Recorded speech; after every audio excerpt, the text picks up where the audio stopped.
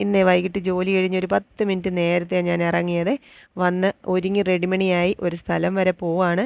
ഞാൻ വന്നപ്പം മോനുകുട്ടൻ ട്യൂഷന് പോയേക്കുമായിരുന്നു.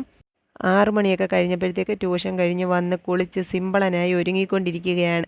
മോനുകുട്ടനില്ലാതെ എനിക്കെന്ത് സന്തോഷം. ഞങ്ങൾ രണ്ടുപേരും കൂടെ ഒരുങ്ങി ഇറങ്ങിയപ്പം 6:30 കഴിഞ്ഞു. അമ്മമ്മ ചായ ഇട്ട് വെച്ചിട്ടുണ്ടായിരുന്നു. അതൊക്കെ വാങ്ങിച്ച് കുടിച്ചിട്ട് ഞങ്ങൾ നേരെ ടൗണിലോട്ട് പോവാണ്.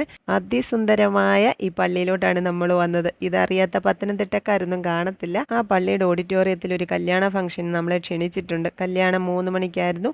അതിന് വരാൻ പറ്റിയില്ല. ഫംഗ്ഷന് മോനുകുട്ടനെയും കൂട്ടി വന്നതാണ്. എൻ്റെ പ്രിയപ്പെട്ട മാത്യു സാറിനെ അവിടെ വെച്ച് കണ്ടു. +2-ന് എന്നെ മലയാളം പഠിപ്പിച്ച സാറാണ് കേട്ടോ. സാർ ഒരാളാണ് എന്നിലെ എഴുത്തുകാരിയെ അന്നത്തെ +2 ബാച്ചിന് പരിചയപ്പെടുത്തിയതും സ്കൂൾ മാഗസിൻ്റെ എഡിറ്ററാക്കിയതും ഒക്കെ. ഞങ്ങൾ വന്ന് സുചേച്ചിയെ പോയി കണ്ടു. ആ തിരക്കിനിടയിലും ഞങ്ങളോട് സ്നേഹം പങ്കുവെച്ചു.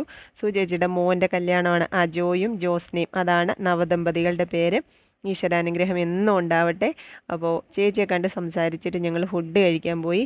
മട്ടൻ ബിരിയാണി, പാലപ്പവും ചിക്കൻ സ്റ്റൂവും മസാല ദോശയും പൊറോട്ടയും ബീഫും എല്ലാ വെറൈറ്റി ഉണ്ടായിരുന്നു. പിന്നെ ഞങ്ങളുടെ കൂടെ കൊച്ചോളും ഉണ്ടായിരുന്നു. അപ്പോൾ മോനുകുട്ടനും കൊച്ചോളും മട്ടൻ ബിരിയാണി മേടിച്ചു. ഞാൻ പാലപ്പവും ചിക്കൻ സ്റ്റൂവാണ് കഴിച്ചത്. അപ്പം ബിരിയാണി സൂപ്പറാന്ന് പറഞ്ഞപ്പം ഞാൻ പിന്നെ പോയി ഒരിച്ചിരി മേടിച്ച് കഴിച്ചു. അത് കഴിഞ്ഞ് അവിടുത്തെ ഡെക്കറേഷനൊക്കെ കണ്ട് ഞങ്ങൾ കുറച്ച് നേരം അവിടെയൊക്കെ നിന്ന്. നല്ല രസമായിരുന്നു കാണാൻ. ഇവിടുത്തെ കല്യാണമേളങ്ങളൊക്കെ കണ്ടപ്പം ഒരാൾ എന്നോട് പറയുവാ, എനിക്കും ഇങ്ങനെയൊക്കെ നിൽക്കാൻ ഒരാഗ്രഹമെന്ന്. വേറെ ആരുമല്ലേ, കൊച്ചോളാട്ടോ. മോനുകുട്ടൻ അന്നേരം തന്നെ മറുപടി പറഞ്ഞു കേട്ടോ, ആ ദിവസം ഇങ്ങോട്ട് വരട്ടെ, അന്നേരം ഒരുങ്ങി നിൽക്കാമെന്ന്.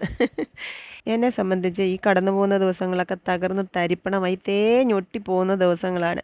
ആ അവസ്ഥയിലും എന്നിൽ സന്തോഷം നിറയ്ക്കാൻ എൻ്റെ സുചേച്ചിക്ക് കഴിഞ്ഞു. ഇങ്ങനെ ഒരു അന്തരീക്ഷത്തിൽ എത്തിപ്പെട്ടതുകൊണ്ട് ഞാൻ മനസ്സറിഞ്ഞ് സന്തോഷിച്ചു. അവിടുന്ന് ഞങ്ങൾ പള്ളിയിലൊന്ന് കയറി. ഇനിയുള്ള കാഴ്ചകളൊക്കെ അടുത്ത വീഡിയോയിൽ വിശദമായിട്ട് എൻ്റെ പ്രിയങ്ങളോട് പറയാം.